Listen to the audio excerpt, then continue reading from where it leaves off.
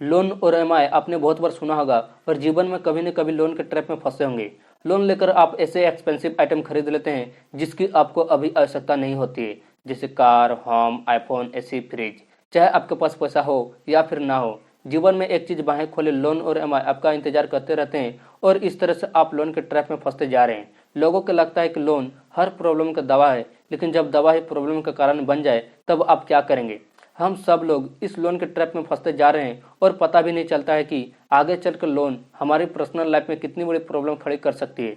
सच बात तो यह है कि हम सब लोग लोन और ईएमआई के चक्कर में और ज़्यादा गरीब होते जा रहे हैं। अगर आप लोन के ट्रैप से बचना चाहते हैं तो इस 5 पॉइंट्स को ध्यान से सुनो, जिससे लोन और ईएमआई के ट्रैप से निकलने में आपको मदद कर सकती है। इसलिए वीडियो को लाइक और हमारे चैनल को सब्सक्राइब करना ना भूलें। Number 1, regularly saving money. आपको लगता होगा कि क्या सेविंग मनी से कोई भी कर्जा से बच सकता है? जी हाँ, आप इस सिंपल ट्रिक को अपनाकर लोन के ट्रैप में फंसने से बच सकते हैं।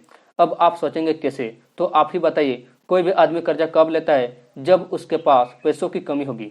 लोगों को पैसों की कमी क्यों होती है? क्योंकि रेगुलरली सेविंग नहीं कर पाते हैं, जिसके कारण उनके पास पैसा सेविंग नहीं होती है। और जब आदमी की पॉकेट खाली रहती है तब वे लोग लोन और ईएमआई के ट्रैप में फंस जाते हैं। Number 2, budgeting system. हम सभी लोग यह कहावत तो सुना होगा, आमदनी अठन्नी और खर्चा रुपया।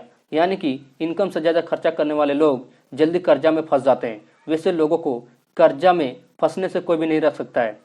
इसलिए अगर आप लोन के ट्रैप से बचना चाहते हैं तो आपको अपनी पूरी खर्चा की रेगुलर बजटिंग करना चाहिए, जिससे आपका इनकम और स्पेंड बैलेंस करता रहेगा और आप सही तरीक़ा से पैसा को मैनेज भी कर सकते हैं।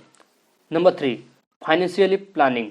अगर आपके पास कोई भी फाइनेंशियली प्लानिंग फ्यूचर के लिए नहीं है तो आप फाइनेंशियली फ्रीडम नहीं हो सकते हैं, क्योंकि आपको पता नहीं है कि पैसा कहाँ से, कब और कितनी आने वाली है। तो आप फ्यूचर में बड़ी कर्जा के जाल में फंस सकते हैं। इस कर्जा के जाल से निकलना आपके लिए बहुत समय लग सकती है। फाइनेंशियली प्लानिंग करने के मतलब कि आपको फ्यूचर में पैसों की प्रॉब्लम ना हो। अगर आपके पास फ्यूचर प्लानिंग नहीं है तो आप बहुत बड़ी लोन के ट्रैप में फंसने वाले हो। Number 4, emergency fund. बहुत सारे लोगों को इमरजेंसी फंड अपने पास नहीं रखते हैं, जिसके कारण कभी भी इमरजेंसी पड़ने पर उनके फाइनेंशियली स्थिति बहुत खराब हो जाती है। इस चक्कर में बड़े लोन के ट्रैप में फंस जाते हैं, जिससे बाहर निकलना बहुत प्रॉब्लम होती है। इसलिए अपने इमरजेंसी फंड के लिए कुछ अमाउंट सेविंग करके रखना चाहिए, जिससे कभी भी इमरजेंसी पड़ने पर आप इस्तेमाल कर सकते हैं और लोन की ट्रैप में फंसने से बच सकते हैं। Number 5, income of 20% EMI. मतलब कि आपका इनकम का 20% तक ही आप लोन ले सकते हैं, बहुत ज़्यादा ज़रूरी पड़ने पर तब, क्योंकि ज़्यादा लोन होने से आपके इनकम घट सकती है, जिससे आपका पास बहुत कम सेविंग पैसा रहेगा। फॉर एग्जांपल कि आपका सैलरी 20,000 है तो आप 20,000 का 20% तक ही लोन ले सकते हैं, मतलब कि 4,000 मात्र।